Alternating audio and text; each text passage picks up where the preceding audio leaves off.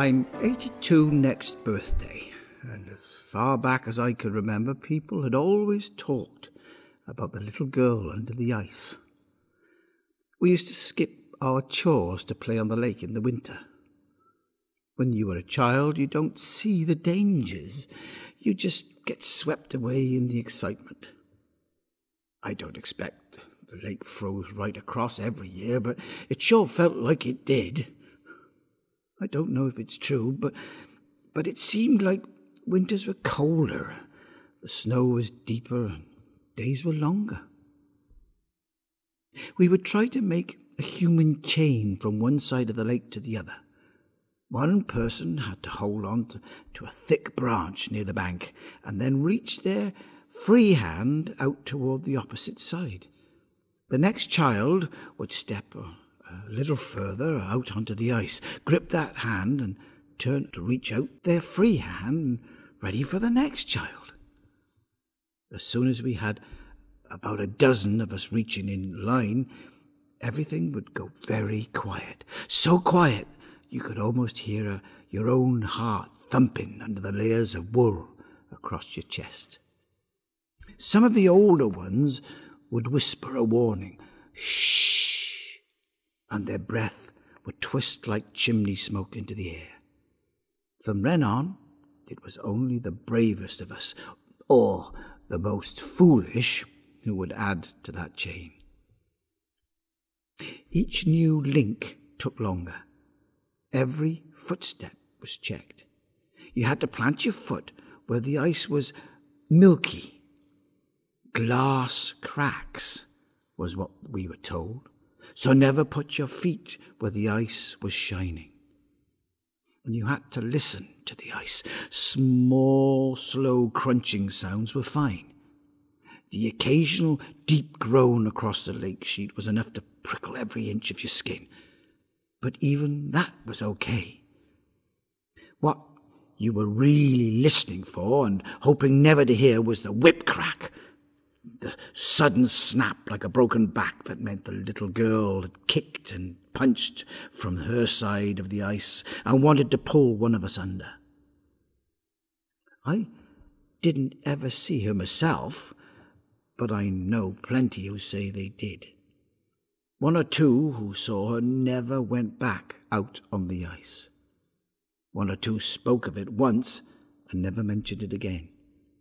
Mostly, those that tell the story never saw her for themselves.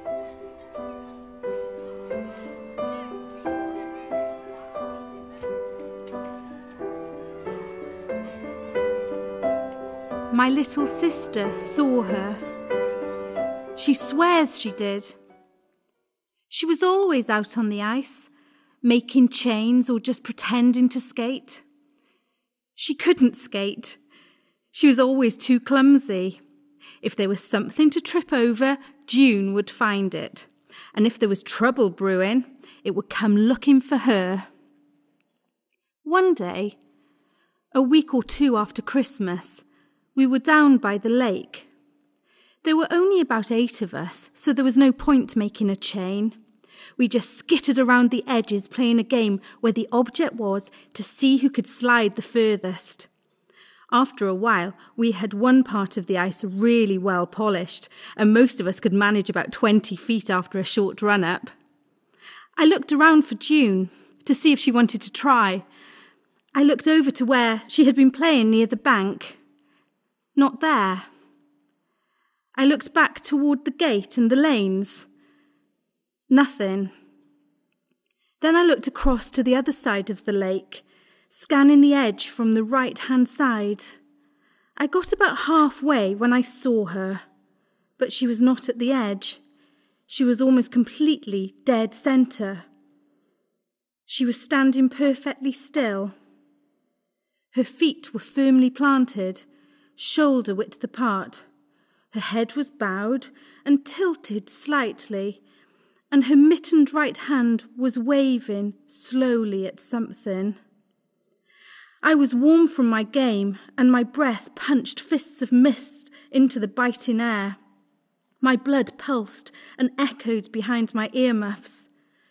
I called to her, Once, a short, sharp single syllable that pierced the thin air above the ice. Nothing. I called again, dragging the syllable out, launching it from my throat like an ancient trebuchet. My friends now turned to see the object of my assault. I batted them out of the way and made a mad scramble to the middle of the lake. Time crystallized, froze hard and sharp. I saw my parents with tight-lipped grief etched into their faces. I saw June falling over and over again, turning at the last moment, eyes wide with fright, before being snatched into the inky depths. My lungs burned as I battled to snatch enough oxygen from each icy gasp. And then I was inches away from her. The ice was black glass beneath her feet. I reached for her, and as I did, I felt a strong hand grab and twist at the belt that looped around the back of my winter coat.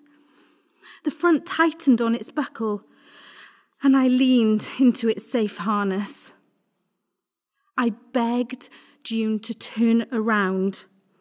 I begged, but not a word escaped my lips. I did not dare speak, in case the vibrations splintered the frigid membrane between this world and the next.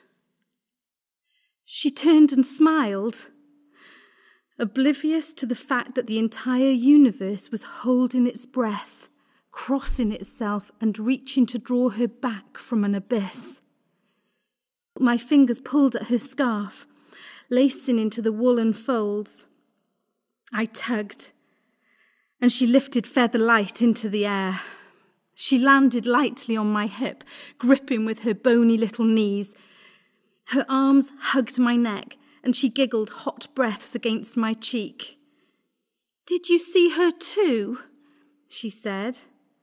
"Did you see the little girl?" My belt was inched tighter, and I took several steps backward before it loosened again.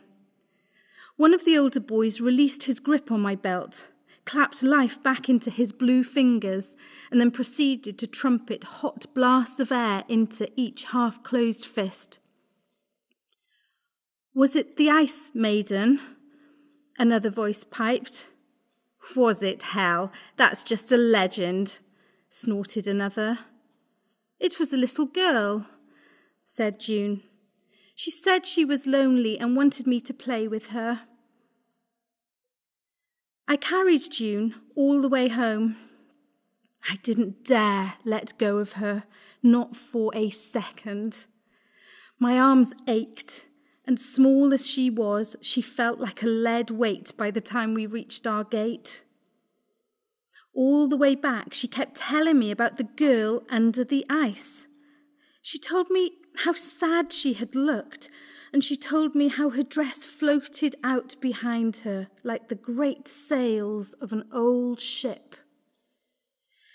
June drew pictures of her for weeks after, always the same, floating in space, unsmiling, just drifting.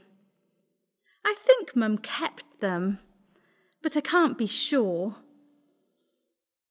As the months passed, she spoke less and less about it, but we never played on the ice again.